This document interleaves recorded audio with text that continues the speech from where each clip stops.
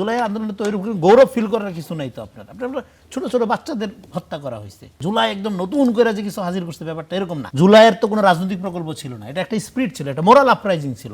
রাজনৈতিক প্রকল্প নিতে হবে রাজনৈতিক দলগুলোকে জুলাইয়ের আলোকে।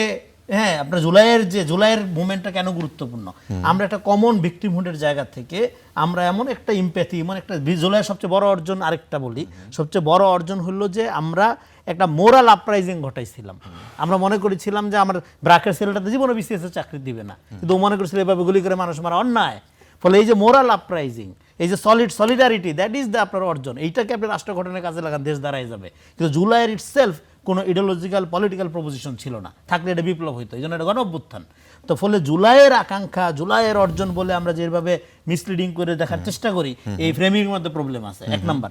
তার মানে কিন্তু জুলাইয়ের পরে যেটা বললাম যে এই যে পলিটিক্যাল কর্তাসত্ত্ব অর্জন করলো যে জেনারেশন, সেই জেনারেশন চাইছিল ওটা কি, চাইছিল একটা ক্যাডার ভিত্তিক রাজনীতির বাইরে, একটা ট্রাইবাল রাজনীতির বাইরে এমন একটা নাগরিক ভিত্তিক রাজনীতি যেখানে আমার গুরুত্ব থাকবে, যেখানে আমাকে আন্ডারমাইন করা হবে না, যেখানে আমাকে ছাত্রলীগের ক্যাডাররা অপমানিত করবে না, আমার উপর অত্যাচার করবে না, পুলিশের একটা লোক বা আমলা হ্যাঁ আমাকে শাসন করবে না। এই যে একটা ফ্রিডম, এই যে নাগরিক ভিত্তিক আকাঙ্ক্ষা, এটা তো আগেও ছিল, ৭১ ছিল, ৯০ ছিল, হ্যাঁ প্রত্যেকটা জায়গায় এটা নতুন কিছু না। ফলে জুলাই একদম নতুন করে যে কিছু হাজির করছে ব্যাপারটা এরকম না।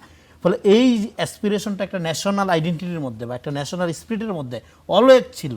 ফলে এটা পূরণ হয় নাই দেখে, এবং জুলাই আন্দোলনে তো এরকম গৌরব ফিল করার কিছু নাই তো আপনার ছোট ছোট বাচ্চাদের হত্যা করা হয়েছে।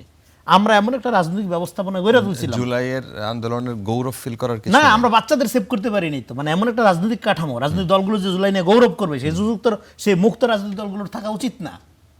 কারণ আপনি এমন একটা রাজনৈতিক প্রক্রিয়ার মধ্যে গেছেন, শুধু গাজা স্ট্রিপ ছাড়া এত কম সময়ে এইভাবে বাচ্চাদের হত্যা করা হয়েছে আর কোন দেশে, আর কোথাও করা হয়নি। ফলে আমরা এমন একটা প্রক্রিয়ার মধ্যে গেছি, এই রাজনীতি করতে করতে আমরা একটা এমন এক আওয়ামী দানবীয় ফ্যাসিজমের মধ্যে চলে গেছে বাংলাদেশ, যেখানে আমাদের বাচ্চাদের জীবনের বিনিময়ে আমাদের এইটা একটা পলিটিক্যাল স্বাধীনতা অর্জন করতে হয়েছে। ২৪-এর ৭১-এর এটা আমাদের ভূখণ্ডগত স্বাধীনতা। তো এই পলিটিক্যাল স্বাধীনতা অর্জন করার ফলে এটাকে পুরা ট্রান্সফর্ম করা, রূপান্তর করার দায়িত্বটা পলিটিক্যাল।